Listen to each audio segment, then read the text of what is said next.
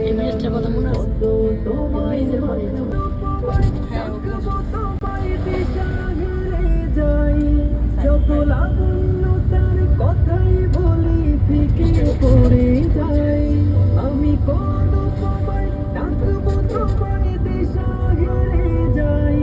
যত লাবণ্য তার কথাই বলি ফিকে পড়ে যায়। তুমি ধরে নিও মধুর যত শব্দমালায় আছে।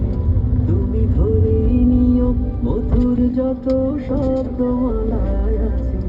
যদি সব মিলিয়ে